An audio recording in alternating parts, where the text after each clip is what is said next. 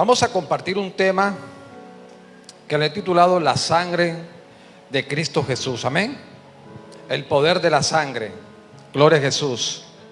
Vamos a ir rápidamente al libro de Hebreos. Hebreos capítulo 9, versículo 14. Y el que no trajo Biblia, yo siempre le he regalado un consejo: esté atento a la lectura. Amén. Y el que esté leyendo, hágalo con entendimiento, porque eso depende de que usted entienda el mensaje de Dios. Amén. Hebreos capítulo 9, versículo 14. Leemos bajo la bendición del Padre, del Hijo y del Espíritu Santo. Cuanto más la sangre de Cristo, el cual mediante el Espíritu eterno se ofreció a sí mismo sin mancha a Dios, limpiará vuestras conciencias de obras muertas para que sirváis al Dios vivo. Así que por eso es mediador de un nuevo pacto. Diga conmigo, pacto. Para que interviniendo muerte para la remisión de las transgresiones que había bajo el primer pacto, los llamados reciban la promesa de la herencia eterna. Porque donde hay testamento, escuche esto, es necesario que intervenga muerte del testador. Porque el testamento con la muerte se confirma, pues no es válido entre tanto que el testador vive. De donde ni aun el primer pacto fue instituido sin sangre, porque habiendo anunciado Moisés todos los mandamientos de la ley a todo el pueblo, tomó la sangre de los becerros y de los machos cabríos con agua, lana escarlata y hisopo, y roció el mismo libro y también a todo el pueblo, diciendo: esta es la sangre del pacto que Dios os ha mandado. Y además de esto, roció también con la sangre el tabernáculo y todos los vasos del ministerio. Y casi todo es purificado según la ley con sangre, y sin derramamiento de sangre no se hace remisión. Amén. Cierre sus ojitos. Vamos a pedirle al Espíritu Santo que nos ayude. Gloria a Jesús en este momento. Padre, en el nombre de Jesús te damos gracias, Señor. Gracias por este momento maravilloso que nos regalas de venir aquí y reunirnos en tu casa, Señor amado. Padre, gracias, Señor, porque has preparado un momento especial para cada uno de nosotros. Te pido, Espíritu Santo de Dios, que sea a través de la unción que dice en tu palabra, que traigas la capacidad de esclarecer, de darnos el entendimiento a través de tu sangre preciosa. Y que a medida que tu mensaje, tu consejo fluya con poder, Señor, seas redarguyendo, seas convenciendo, y sobre todo que seas derribando maldiciones de enfermedad, maldiciones del alma, Señor amado. Que el poder, Señor amado, de tu preciosa sangre sea obrando poderosamente sobre aún todo lo que se quiera levantar en esta noche en contra de tu palabra. Todo dardo del enemigo, Señor, todo lo que quiera traer confusión a nuestros pensamientos, Señor, cerramos, cubrimos este lugar con tu sangre preciosa, Padre, declarando que tú eres el mediador de un nuevo pacto en Cristo Jesús de Nazaret, por lo cual nosotros hacemos parte, Señor. Gracias, mi Rey, en el nombre de Jesús, amén. Gloria a Jesús. El poder de la sangre. El libro de Hebreos, de una vez hace años, en el 2013, aquí revisando la agenda, encontré un mensaje casi similar, porque desde el momento en que la pastora me comenta para compartir el mensaje, yo he estado leyendo un libro que se llama El poder de la sangre, de una pastora llamada Cari Palmo. No sé cuánto la han escuchado. Un libro muy interesante, gloria a Jesús.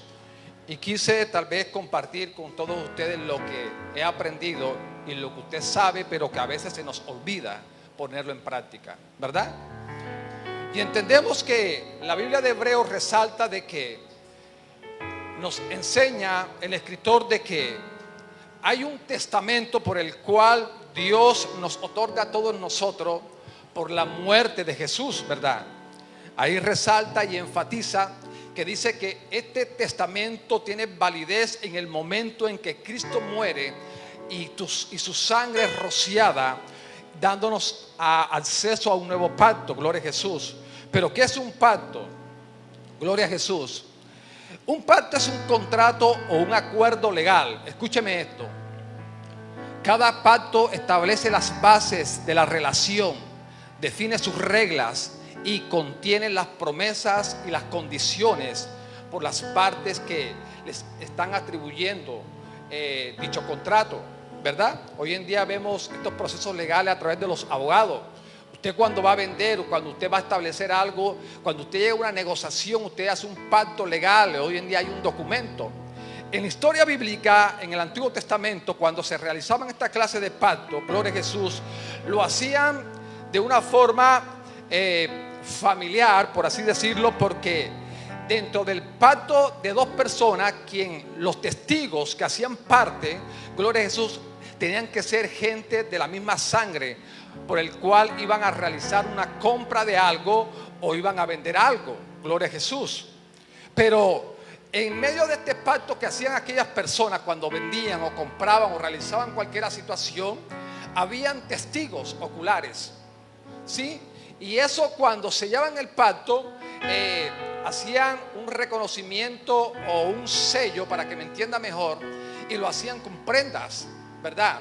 Tenemos un ejemplo bíblico en el caso de Booz. ¿Cuántos se acuerdan de la historia de Booz? Que Booz dice que cuando Noemí, gloria a Jesús, tiene aquel encuentro, le lleva a Ruth, gloria a Jesús, pero Booz era un hombre muy justo y él no quería volar algunos parámetros, ¿sí? Algunos procesos legales, gloria a Jesús, que la ley o la cultura en ese tiempo en el Medio Oriente les atribuía a su nombre. Vemos que Booz dice: hay un pariente más cercano que yo, por lo tanto él le dice a Ruth: déjame hablar con él. Y la Biblia dice que cuando él llama a aquel pariente, en medio de unos testigos, él interactúa con él y le comenta la situación de que como él es el pariente más cercano, a él le corresponde casarse. ¿Con quién? Con Ruth, gloria a Jesús. Pero aquel hombre, como era tacaño, era duro, porque Ruth le dice: recuerda que cuando tengan el primer hijo, él va a heredar la herencia, para que reclame la herencia de su padre, y parte de la tuya también le será otorgada. Aquel hombre dijo inmediatamente que no, ¿sí?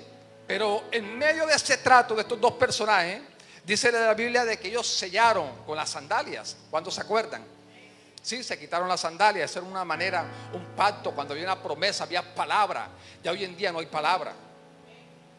Todo es un proceso legal por medio de abogados, y aún así la gente se vuela todos estos parámetros. Les importa, ¿verdad? Y es una serie de requisitos. Y un pacto involucra esta serie de situaciones. En el Antiguo Testamento vemos un primer pacto. Quiero hablar de 5 pactos. Escúchenme bien. Dios hace el primer pacto con Adán y Eva. Escúcheme, vamos a hablar de 5 pactos. El primer pacto, en el libro de Génesis capítulo 2, para los que están anotando, 2, 15 al 17, dice de que cuando Dios puso al hombre en el huerto del Edén, dice la Biblia, escúcheme, los niños, dice de que cuando Dios coloca a Adán y Dios le dice a Adán: mira, de todos los frutos que están aquí podrás comer, menos del fruto de la ciencia del bien y el mal. Sí, porque el día que tú comas, ojo, vas a morir. Hay una versión que me da risa y dice: el día que tú comas de ese fruto, te aseguro y te juro que te voy a matar. Pero el hombre desobedece un primer pacto, gloria a Jesús. Y yo lo he llamado un pacto de responsabilidad. Amén. Un pacto de responsabilidad, porque Adán y Eva desobedecieron ese pacto ante Dios. Y usted conoce las consecuencias. Vemos que cuando estos dos personajes en el huerto del Edén, cuando quebrantan este pacto delante de Dios, dice de que inmediatamente sintieron que vergüenza, se dieron cuenta de su desnudez. Y no es de una desnudez, porque no era de la desnudez que a veces, quiero aclarar algo, que de pronto se encontraban sin ropa y dijeron: ay, estoy sin ropa. No, de esa clase de desnudez no. Fue una desnudez de vergüenza, una desnudez de pena. Sí, porque todo aquel que se encuentra sin Dios en su corazón siempre anda avergonzado. Amén. Gloria a Jesús. Por eso es que Dios a nosotros, cuando nosotros llegamos a Cristo, Dice la Biblia que Él todas las cosas las hace que nueva en Cristo Jesús. Las cosas viejas pasaron, todas son hechas nuevas. Por lo tanto, nosotros en Dios, amén, Dios toma nuestra culpa, nuestro pasado, y dice la Biblia que Él las arroja ¿dónde? Al mar, y no se acuerda de nuestro pasado. Pero nosotros, los cristianos, la iglesia, siempre caemos en las trampas del enemigo. Hasta yo he caído. Siempre nos sumergimos en el pasado, trayendo a memoria situaciones que nos hacen daño. Tratamos de cuestionar tantas cosas, y el enemigo trata de anclarnos, amén, donde Dios prácticamente ha derribado, ha cortado esa maldición de nuestras vidas, amén, porque Él nos ha hecho libre. Y vemos como Adán y Eva, gloria a Jesús, rompen un pacto ¿de qué? De responsabilidad ante Dios. Como segundo pacto, el pacto que hizo Dios con Noé en Génesis 6, capítulo 18. Dice, donde Dios le dice a Noé que construye un arca. Usted también conoce bien la historia, ¿verdad? Y que Dios hace un pacto con Noé y le dice que va a meter a quién, a su mujer, a sus hijos y las esposas. Gloria a Jesús. Y Dios hace un pacto de él, y yo le he llamado un pacto de salvación. Gloria a Jesús. Diga conmigo, un pacto de salvación. Gloria a Jesús. Y vemos que Dios trae que un invierno sobrenatural sobre la faz de la tierra, y todo es inundado. Gloria a Jesús. Y dicho pacto permanece cuando nosotros vemos el arco iris. ¿Cuántos ven el arco iris? Usted cuando ve el arco iris no diga, ay, qué hermoso, ay, y se sumergen en el sentimiento y qué lindo. No. Ese es un pacto que Dios hizo, donde Dios no degradaría o no dañaría más la raza humana con esta clase de fenómenos. ¿Sí? Y es necesario recordar estos pactos. ¿Sabe por qué? Porque en el tercer pacto que Dios hace, que es un personaje llamado Abraham, en el libro de Génesis capítulo 17, gloria a Jesús, 1 al 2, es un pacto de fidelidad. Gloria a Jesús, diga de fidelidad. Dios hace un pacto ahora con Abraham, con otro personaje bíblico, gloria a Jesús, donde le dice a Abraham, mira Abraham, si tú sigues mis preceptos, me obedeces, me amas, caminas derechito sin torcerte, te bendeciré y seré fiel con todo lo que hagas. Usted sabe muy bien que a través de la historia bíblica nosotros vemos cómo este hombre es prosperado en todo lo que hace, ¿verdad? Cómo es multiplicado en grande, cómo Dios lo ensancha, cómo Dios ensancha a su familia. Dios le hace la promesa más grande de la historia, amén, que Dios levantaría una raza, amén, hablando de la descendencia de los israelitas a través de Abraham.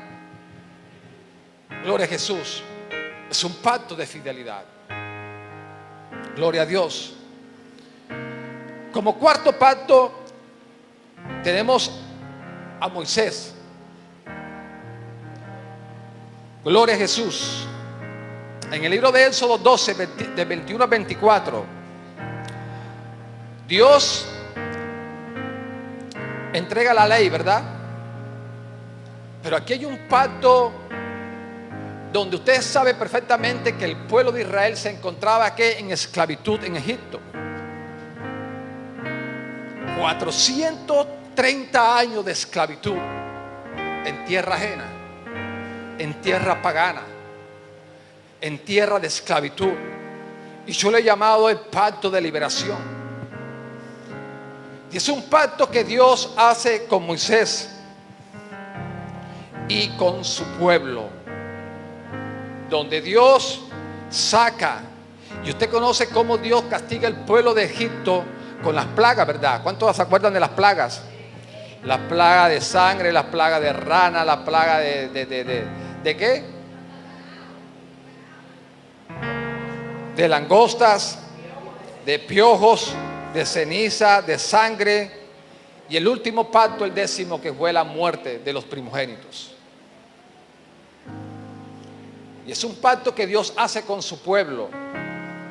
Y Él lo llama, para recordarlo, la fiesta de las Pascuas. Aquí me impresiona, pastora, y que cuando Dios le habla a Moisés, Dios le da una orden a Moisés y le dice: y dile al pueblo que me celebren la fiesta de la Pascua en conmemoración de lo que yo hice, de las maravillas, de la forma como yo me glorifiqué con Egipto. ¿Sí? Porque usted sabe que para Egipto todas estas plagas que usted ve ahí, que Dios mandó, era porque ellos lo tenían como ídolos, como dioses. Y Dios quiso poner a prueba a sus dioses. Y vemos cómo la mano de Dios fue poderosa ante el faraón. Y vemos un quinto pacto, que es el pacto con David, llamado el pacto davídico. Gloria a Jesús. Lo encontramos en el Salmos 89:3. Es un pacto que Dios hace con Israel y le dice a David que levantaría siempre descendencia de Israel, y que de ahí vendría el linaje de nuestro Señor. ¿A dónde lo quiero llevar con esta serie de sucesos? De que usted sabe perfectamente de que toda esta serie de situaciones de pacto que se presentaban en el Antiguo Testamento, siempre había un sacrificio de corderos, siempre habían sacrificios de toros. Y esto, cuando hablamos de sacrificio, siempre había que derramamiento de sangre. Usted sabe cómo Dios le pedía a ellos, al pueblo de Dios, cuando ofrecían sacrificio. Cogían un becerro, lo degollaban, amén, derramaban su sangre y quemaban aquellas carnes. Gloria a Jesús.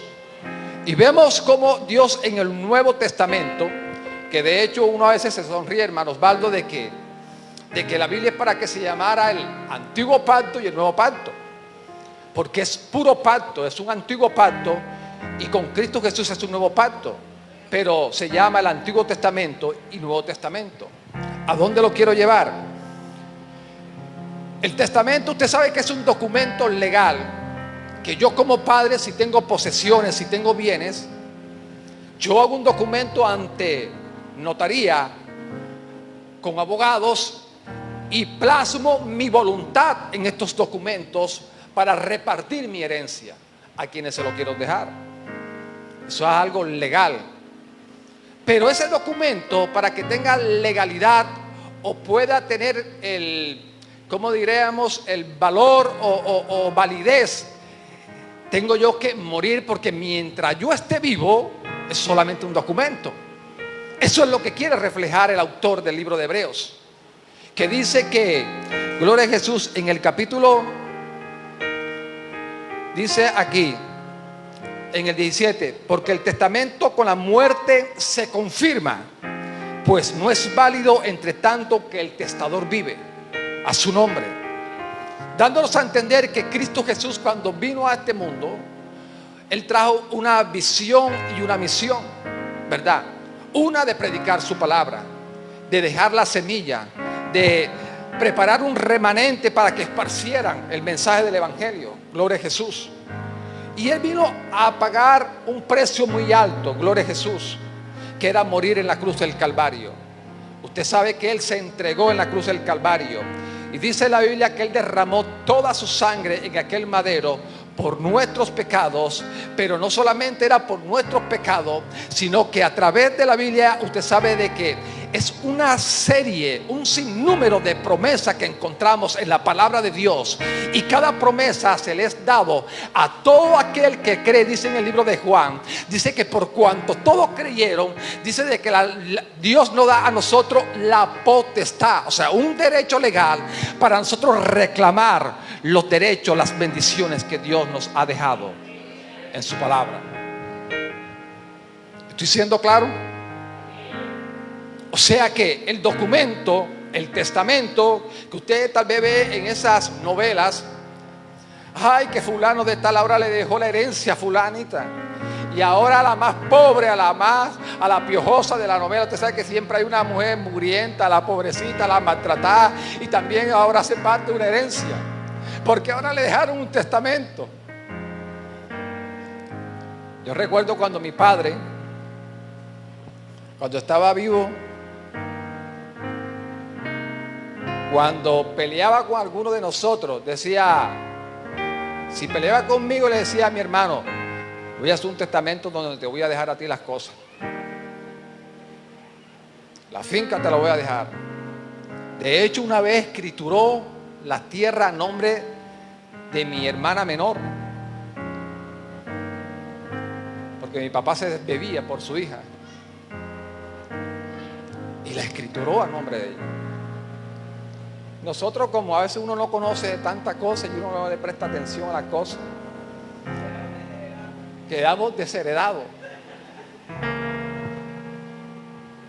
Total que después mi papá como que entró en razón y cambió otra vez y renovó los papeles y lo pasó a nombre de mi madre. Y ese es un testamento. Y usted, ese libro que tiene en casa, que usted trae a la iglesia, que a veces por las mañanas lee, que usted recita tantas cosas, gloria a Jesús, es un testamento donde usted hace parte de una legalidad. Pero aquí lo importante que tenemos que nosotros resaltar y entender, escúcheme esto, es que nosotros tenemos una potestad, un derecho legal, gloria a Jesús. En el momento, dice la Escritura, y vuelvo a repetir este versículo del libro del Evangelio de Juan, cuando nosotros hemos creído en su Hijo amado. O sea que usted no es ningún lagaña de zorro, como dicen por ahí. Usted es un heredero. Usted es rico. Usted es multimillonario. Usted es sano. Usted es próspero. Usted es bendecido. Toda un sinnúmero de promesas encontradas en la Escritura. Cada promesa no es porque aquí sabemos que hay muchos profetas que vienen y también le profetizaron a fulana de tal. Dios te dice, te bendeciré esto y lo otro, papá, y usted tal vez está ahí que anda nada más a ella. No. No tienes identidad de hijo. Tienes identidad de pródigo. Porque el que es hijo entiende. Ojo, el que es hijo entiende que lo que está plasmado aquí en la palabra de Dios también es para mí. Y usted sabe que la mejor palabra, la profecía más segura es la palabra de Dios.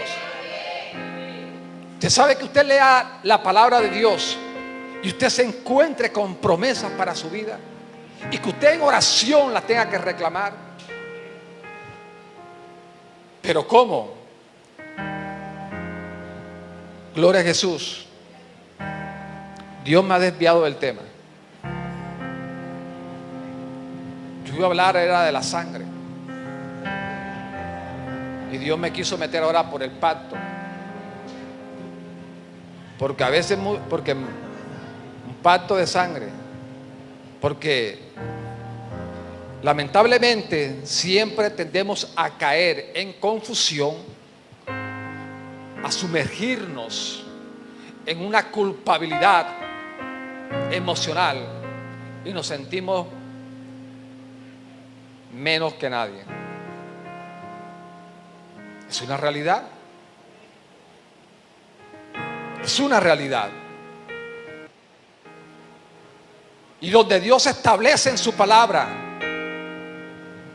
tantas cosas para nuestras vidas. Y Dios quiere recordar en el día de hoy de que tú eres heredero de las promesas de Dios. En el libro de Éxodo de Moisés, escúcheme, Dios cuando le hace un pacto con ellos, imagínense, pastora, de que Dios le dice a Moisés: reúna a toda la congregación y dile que le transmitan a todas sus generaciones lo que yo hice en Egipto, para que no se les olvide. Y Dios está trayendo hoy un consejo para que no se te olvide de dónde Dios te sacó. Porque Dios también te sacó de un Egipto. Dios también te sacó de una esclavitud. Dios te sacó de allá donde no tenías nada, donde no tenías valor, y te lo ha dado ahora. A su nombre. Pero Dios es bueno. Y por eso la importancia de uno congregarse. Porque es que muchas veces Dios trae el consejo, y el consejo de Dios cuando venimos, cuando escuchamos su mensaje, es Dios exhortándonos, es Dios motivándonos, es Dios alistándonos, preparándonos para que no se nos olvide. Porque es que nosotros ahí sí somos buenos para olvidar las cosas buenas. Nosotros tratamos más de recopilar lo malo que lo bueno. Atraemos más lo malo que lo bueno a nuestras vidas. ¿Por qué tendemos a pensar más en el pasado que nos hizo daño? ¿Por qué?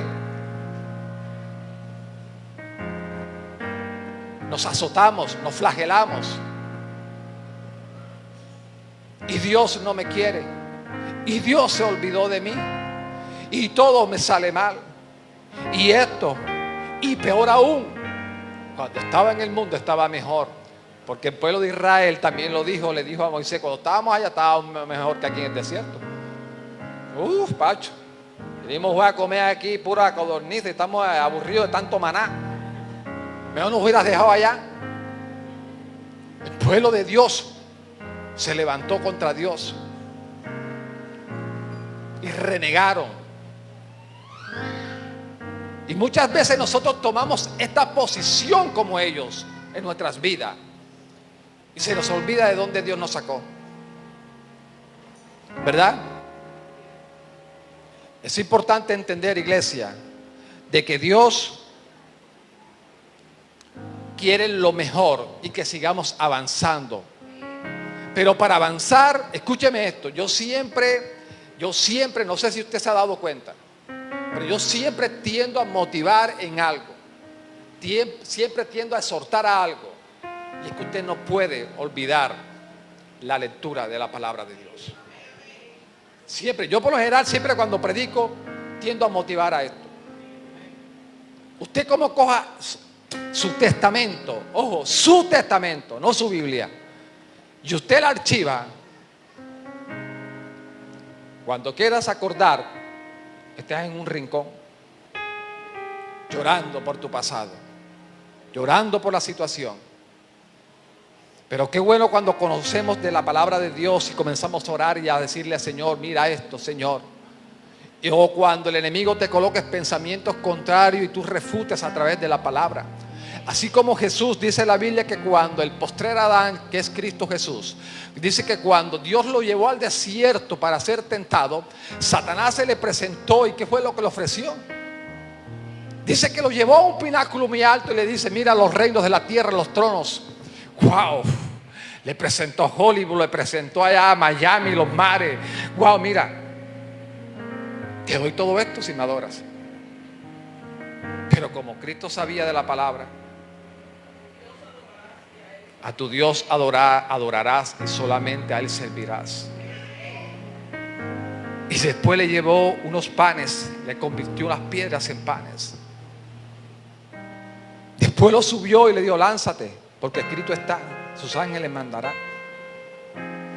Pero cuando si usted no sabe, si usted no conoce la promesa, si usted no conoce sus derechos, usted siempre va a vivir fracasado o derrotado.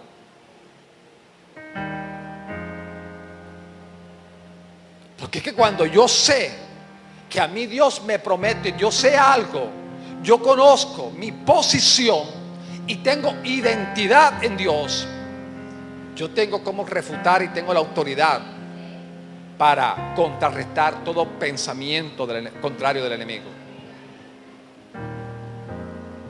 Y dice la Biblia, ceñidos pues con la armadura de Dios, tomar el escudo de la fe. ¿Y qué es la fe? El apóstol lo está motivando a tomar el escudo de la fe. La fe es la certeza, la convicción de lo que yo creo. Y usted está creyendo que la fe, ¿cómo se obtiene la fe? ¿Cómo yo me lleno de fe? ¿Viendo noticiero? ¿Viendo novela? ¿Viendo La Rosa de Guadalupe? ¿Viendo Facebook? ¿Las series coreanas? Dicen por ahí. No, hermano. Usted comienza a desconocer y usted comienza a desconocer su posición como hijo. Una vez Dios me trae a memoria algo. Hace meses una hermana que se había apartado de acá, mi hermana Rubiela, desesperada, nos reunió. Y ella, como buena líder que es, una mujer de Dios, nos exhortaba. Hay que visitarla. Yo, no, hermana, se ha hecho. Ella lo que no sabía era que se había hecho. No, hermana, se ha hecho todo esto. Hermano, pero esto. No, hermana, se ha hecho todo esto. Sí, hermana, sí, señora. Pero yo me fui con la inquietud. Me fui con esa carga. Y yo comencé a decirle: Señor, tú sabes que se ha hecho lo posible. Escúcheme esto. Escúcheme esto. No se me duerma. Señor, tú sabes que se ha hecho todo. Y tú sabes que también yo personalmente he estado ahí, en las buenas y en las malas. ¿Y sabe qué me enseñaba el Señor? ¿Sabe qué me enseñaba el Señor? Diga, suéltala, habla, para saber que están despiertos. El Señor me decía: si es hija, regresará. Al hijo, pastora, porque a veces queremos justificar con una palabra donde dice la oveja perdida hay que ir a buscarla. Esa es la oveja. Pero el hijo no. La Biblia dice que el hijo regresa por su propia voluntad. Déselo fuerte.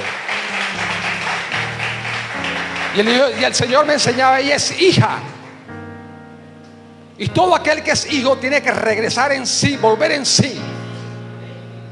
Porque el que es hijo no se va a buscar. ¿Sabe dónde está su casa, pastora? Tiene una posición, tiene una identidad, conoce.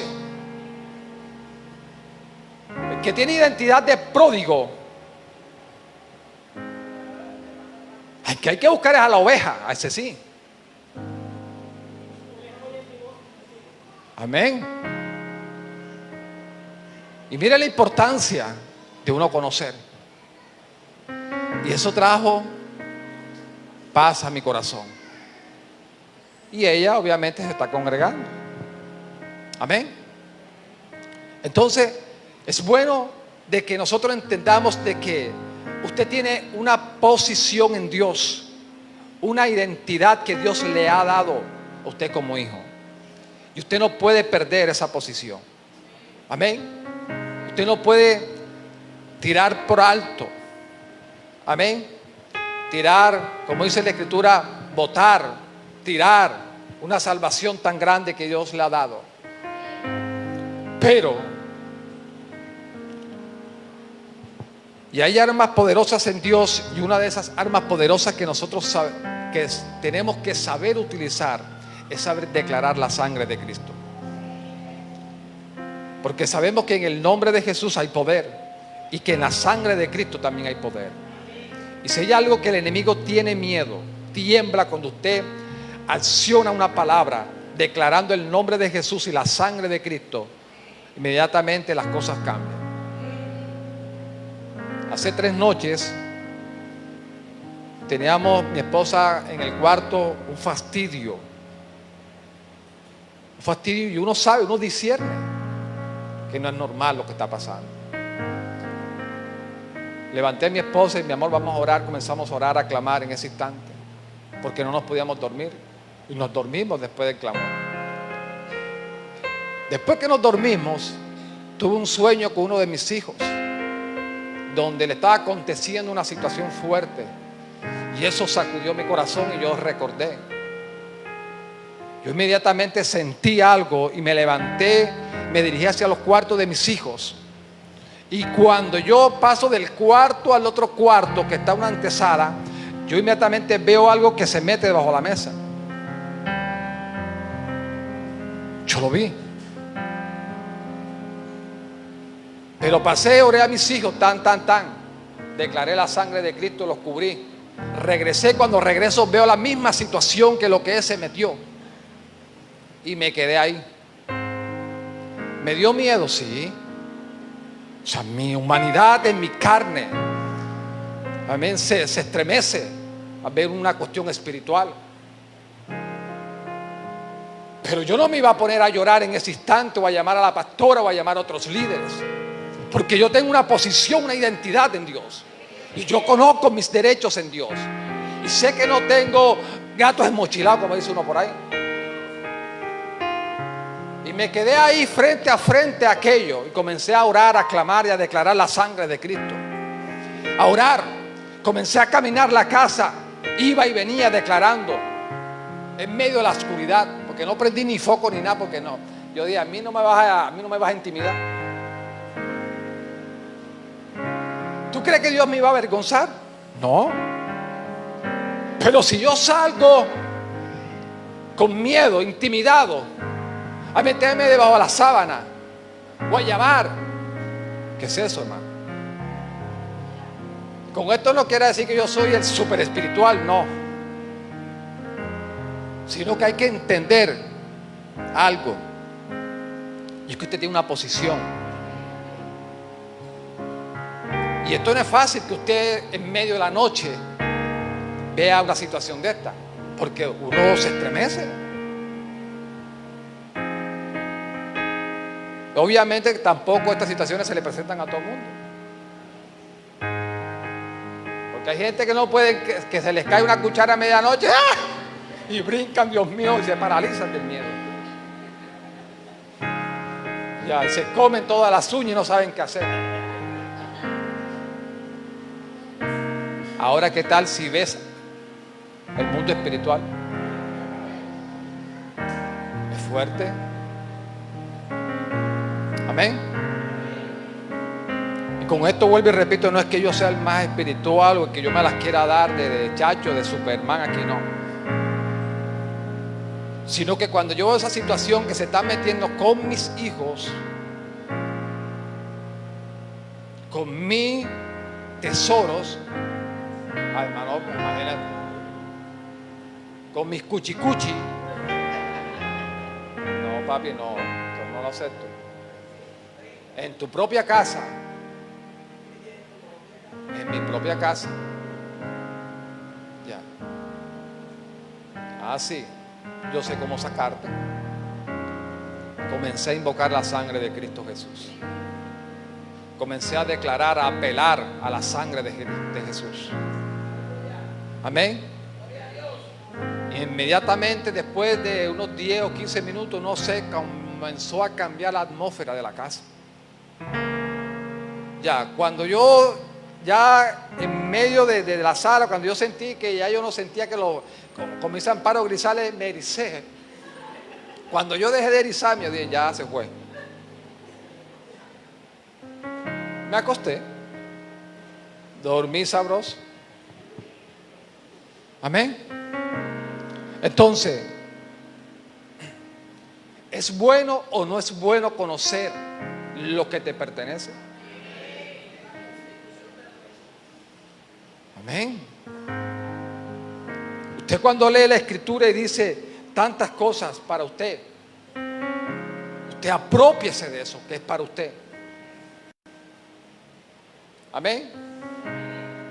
Las promesas, un pacto, un nuevo pacto. Nosotros hacemos parte de un nuevo pacto donde Cristo Jesús derramó su sangre en la cruz del Calvario. Y dice la Biblia que cuando Él muere, cuando Él dice, Señor, en tu mano encomiendo mi espíritu, dice que inmediatamente el velo se rasgó, dándonos a entender que Él nos daba acceso ante el tribunal, ante la presencia de Dios. Cuando el velo se rasga de arriba hacia abajo, inmediatamente ahora yo tengo la libertad que dice la palabra de Dios.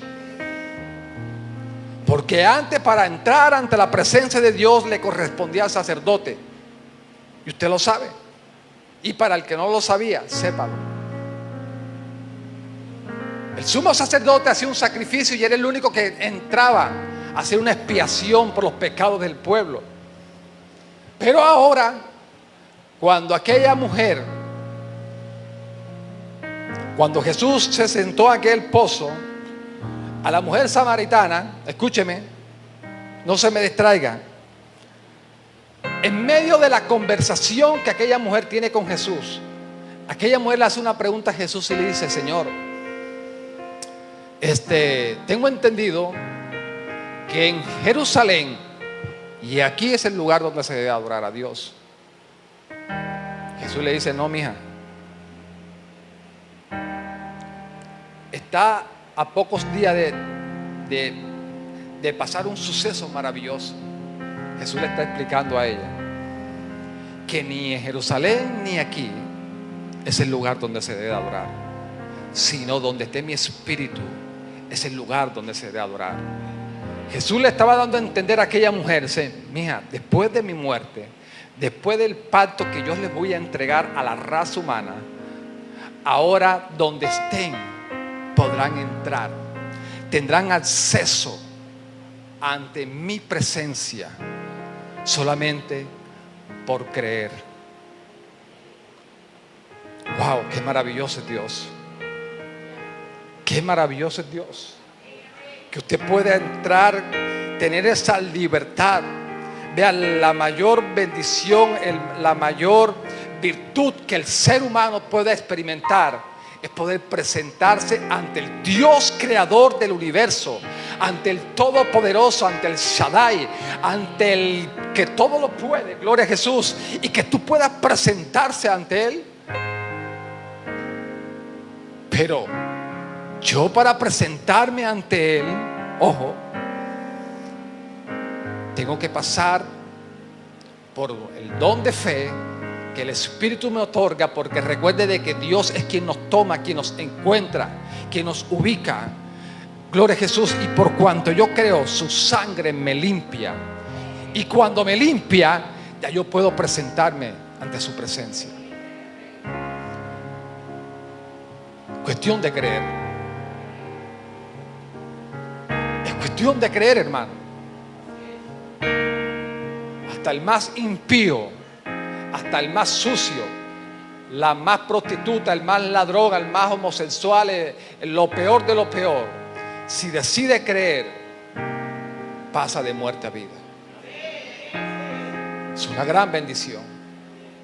Dios ha simplificado la ley por medio de Jesucristo, pero para presentarnos ante Él, debemos de creer en su Hijo amado Jesús de Nazaret, en aquel que dice la Biblia que una vez murió en la cruz del Calvario por nuestros pecados, y que dice de que es el mismo que Juan el Bautista, cuando lo vio, dijo: he ahí el Cordero de Dios que quita el pecado del mundo. ¡Wow! Cuando Juan se expresa: he aquí el Cordero de Dios que quita el pecado del mundo, Martín, todo el mundo quedó atónito y miró hacia atrás y miró a aquel hombre que venía en medio de la multitud, caminando para ser bautizado en el río Jordán. Y tal vez no entendían la expresión, las palabras de Juan en ese instante, pero con el tiempo, en medio del mensaje de Jesús, comenzaron a entender que realmente era un solo Cordero para toda la humanidad, pero es para aquel que en Él cree. Y Dios ahora nos da acceso ante su presencia por cuanto hemos creído. Dios es maravilloso y bueno. Dios es tan bueno que ni nuestra mente tiene la capacidad de entender lo bueno que es Dios. Yo siempre he colocado un ejemplo muy práctico cuando comparto con algunos, y le he dicho: piensa en el universo, sal del mundo, sal a la constelación, ubícate allá arriba y busca un principio y un fin. No lo vas a encontrar, porque no tienes la capacidad para hacerlo. Y así es la bondad de Dios para nosotros. Esa es la longanimidad que dice la Escritura de Él. Es algo que se va, se extiende y tu vista no puede alcanzarla. Esos son los atributos de Él. Y Dios es bueno. Aunque estemos pasando por procesos fuertes, aunque estemos pasando por situaciones que no entendamos ahora, siempre tienes que entender que Dios es bueno. Amén. Aunque no haya quitado cosas en nuestras vidas, aunque hayamos perdido cosas en nuestras vidas, Eso no importa. No podemos cambiarlo como hizo Esaú, que cambió su primogenitura por un plato de lentejas. No puedes cambiar tu primogenitura por un plato de lentejas. Amén. Diga conmigo, Dios es bueno. Gloria a Jesús. Y esto tenemos que llevarlos en nuestro corazón. Llévelo en su entendimiento. Amén. Y en estos tiempos, en estos tiempos donde estamos ahora, la iglesia, es cuando usted tiene que saber más palabra de Dios, comer más Biblia, en pocas palabras. Usted tiene que conocer de su testamento, porque es lo único que lo va a sustentar. Jesús nos enseña y dice: todo aquel que tenga hambre y sed, venga a mí, come y beba. Usted tiene sed. ¿Qué hace saciándose de otras cosas? ¿Por qué se alimenta de otras cosas? Sabiendo que tienes el pan ahí en la casa, pan fresco, agua fresca, manantial de vida. ¿Por qué corremos a otros lugares a saciarnos de otras cosas? Nos desesperamos, nos desequilibramos y sabemos que salimos estrellados. Y sabemos que lo que consumimos nos hizo daño, sabiendo que tenemos en la casa todo. Amén.